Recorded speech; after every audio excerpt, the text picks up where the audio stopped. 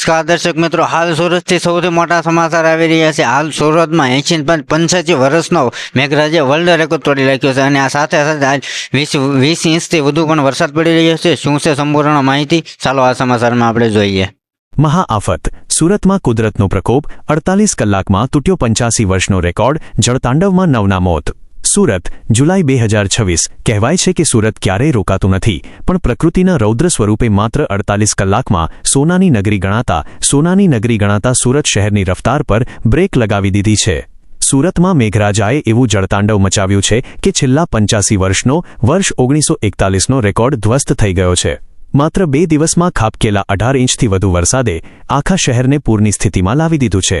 સત્તાવાર આંકડા મુજબ સરથાણામાં સૌથી વધુ 19 ઇંચ અને વરાછામાં 18.16 ઇંચ વરસાદ નોંધાયો છે, જેના કારણે સુરત આજે પાણી થઈ ગયું છે. 5માંથી 4 ખાડીઓ ઓવરફ્લો. આખું શહેર બન્યું બેટ. ભારે વરસાદના પગલે સુરતની ભૂગોળ બદલાઈ ગઈ હોય તેવા દ્રશ્યો સર્જાયા છે. શહેરની 5માંથી 4 પ્રમુખ ખાડીઓ ઉભરાઈ જવાને કારણે સ્લમ એરિયાથી લઈને પોશ ગણાતા વિસ્તારો, સોસાયટીઓ અને કાપડ માર્કેટ સુધી પાણી ફરી વળ્યા છે. રસ્તાઓ પર 4 થી 6 ફૂટ સુધી પાણી ભરાઈ જતા કાર, બાઇક, સિટી બસ અને વીઆઈપી વાહનો જ નહીં, પણ કટોકટીના સમયે દોડતી 108 એમ્બ્યુલન્સ પણ ફસાઈ ગઈ હતી. ઘણા વિસ્તારોમાં રસ્તાઓ નદીમાં ફેરવાઈ જતાં લોકો બોટમાં મુસાફરી કરવા મજબૂર બન્યા છે. તો વળી ફસાયેલા લોકોને બહાર કાઢવા માટે ટ્રેક્ટર અને ડમ્પરોનો સહારો લેવો પડ્યો છે. કાળચક્ર. કુદરતી આફતે લીધો 9 માસૂમ જીવ. વરસાદ માત્ર પાણી નથી લાવ્યો, પણ અનેક પરિવારો માટે કાળ બનીને આવ્યો છે. અત્યાર સુધીમાં અલગ દુર્ઘટનાઓમાં 9 લોકોના મોતના પુષ્ટિ થઈ ચૂકી છે. વીજ કરંટ.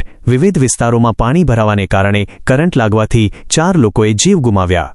ડૂબી જવાથી. જીઆઈડીસી વિસ્તારમાં પાણીના જોરદાર વહેણમાં ડૂબી જવાથી લોકોના મોત થયા. અન્ય દુર્ઘટનાઓ. વીજળી પડવાથી, ઝાડ ધરાશાયી થવાથી અને એક માસૂમ બાળકના પાણીમાં તણાઈ જવાથી કમકમાટી ભર્યા મોત નીપજ્યા છે. યુદ્ધના ધોરણે રેસ્ક્યુ ઓપરેશન અને પ્રશાસનની કામગીરી. પરિસ્થિતિની ગંભીરતાને જોતા સુરત મહાનગરપાલિકા, જિલ્લા વહીવટીતંત્ર અને એનડીઆરએફની 3-4 ટીમો સતત 24 કલાકથી બચાવ કામગીરીમાં જોતરાયેલી છે. અત્યાર સુધીમાં અંદાજે 3400મી વધુ લોકોને સલામત સ્થળે ખસેડીને કમ્યુનિટી હોલ અને રાહત કેન્દ્રોમાં આશરો આપવામાં આવ્યો છે. સ્થિતિ એટલી નાજુક બની ગઈ હતી કે જિલ્લા કલેક્ટરે પરિસ્થિતિને પહોંચી વળવા માટે 3 હેલિકોપ્ટરની પણ માંગણી કરી હતી. જો કે રાહતના સમાચાર એ છે કે હાલ પાણીનું સ્તર ધીમે ધીમે નિયંત્રણમાં આવી રહ્યું છે. જનજીવન ઠપ. શાળાઓ, બજારો અને ટ્રાન્સપોર્ટ બંધ. આ મહાઆફતની સીધી અસર સુરતના અર્થતંત્ર અને શિક્ષણ પર પડી છે. તમામ શાળા અને કોલેજોમાં શૈક્ષણિક કાર્ય બંધ રાખી રજા જાહેર કરાઈ છે.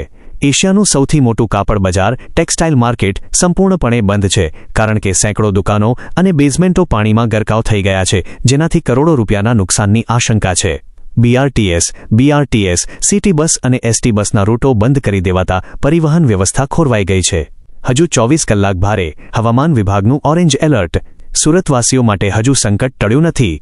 હવામાન વિભાગ દ્વારા આગામી 24 કલાક માટે સુરત અને આસપાસના વિસ્તારોમાં ઓરેન્જ એલર્ટ જાહેર કરવામાં આવ્યું છે, જે દર્શાવે છે કે હજુ પણ ભારે વરસાદ પડી શકે છે.